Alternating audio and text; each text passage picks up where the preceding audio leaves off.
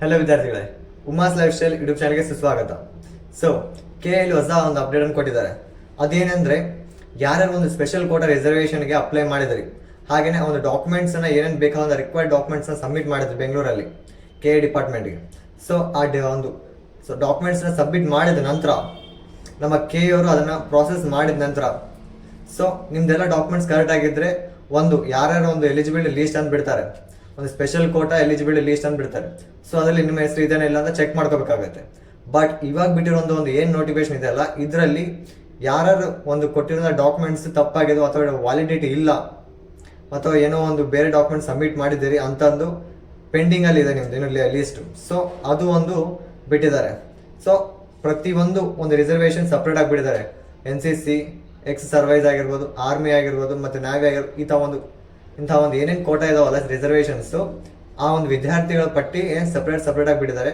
So ನಿಮ್ಮಲ್ಲಿ ಯಾರಾದರೂ ಒಂದು ಸ್ಪೆಷಲ್ ಕೋಟಾ ರಿಸರ್ವೇಷನ್ಗೆ ಅಪ್ಲೈ ಮಾಡಿದವರಿದ್ದರೆ ನಿಮ್ಮ ಲೀಸ್ಟನ್ನು ಚೆಕ್ ಮಾಡ್ಕೊಳ್ಳಿ. ಅದರಲ್ಲಿ ನಿಮ್ಮ ಹೆಸರಿತ್ತಂದರೆ, ಹೆಸರಿದ್ದಲ್ಲಿ ನಿಮ್ಮ ಡಾಕ್ಯುಮೆಂಟ್ಸ್ ತಪ್ಪಾಗಿದೆ ಅಂತ, ಪೆಂಡಿಂಗಲ್ಲಿದೆ ಅಂತ.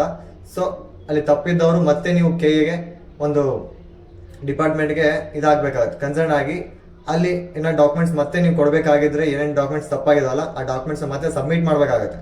ಸಬ್ಮಿಟ್ ಮಾಡಿದಾಗ ಮತ್ತೆ ಪ್ರಾಸೆಸ್ ಮಾಡಿ ನಂತರ ನಿಮ್ಮ ಒಂದು ಎಲಿಜಿಬಿಲಿಟಿ ಲೀಸ್ಟನ್ನು ಬಿಡ್ತಾರೆ.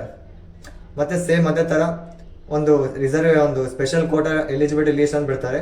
ಸೊ ಅದರಲ್ಲಿ ಮತ್ತೆ ನೀವು ಚೆಕ್ ಮಾಡ್ಕೋಬೇಕಾಗತ್ತೆ. ನಿಮ್ಮ ಹೆಸರು ಇದ್ದರೆ ಅವಾಗ ನೀವು ಕೊಟ್ಟಿರೋ ಡಾಕ್ಯುಮೆಂಟ್ಸ್ ಕರೆಕ್ಟ್ ಆಗಿದ್ದರೆ, ನಿಮ್ಮ ಹೆಸರಿದ್ದರೆ ಅವಾಗ ನೀವು ಒಂದು KCET ಕೌನ್ಸಿಲಿಂಗಲ್ಲಿ ಪಾರ್ಟಿಸಿಪೇಟ್ ಮಾಡ್ಬೋದು. ಹೆಸರಿಲ್ಲ ಅಂತಂದರೆ ನೀವು ಮತ್ತೆ ಕೊಟ್ಟಿರೋಂಥ ಡಾಕ್ಯುಮೆಂಟ್ಸು ತಪ್ಪಾಗಿದೆ ಅಥವಾ ನಿಮ್ಮನ್ನು ಒಂದು KCET ಎಕ್ಸಿಟ್ ಮಾಡಿದ್ರೆ ಅಂತ ಕೂಡ ಹೇಳ್ಬೋದಾಗತ್ತೆ. ಸೊ ಏನಾದ್ರು ಆ ಥರ ಇದ್ರೂ ಕೂಡ ನೀವು ಮತ್ತೆ ಒಂದು KA ಡಿಪಾರ್ಟ್ಮೆಂಟ್ಗೆ, ಬೆಂಗಳೂರಲ್ಲಿರುವಂಥ KA ಡಿಪಾರ್ಟ್ಮೆಂಟ್ಗೆ ವಿಸಿಟ್ ಕೊಡ್ಬೋದು. ವಿಸಿಟ್ ಕೊಟ್ಟು ಏನು ತಪ್ಪಾಗಿದೆ ಅಂತ ಒಂದು ಕೇಳ್ಬೋದಾಗಿದೆ, ಕೇಳಿ ಮತ್ತೆ ಅದನ್ನು ಸರಿಪಡಿಸ್ಕೋಬೋದು.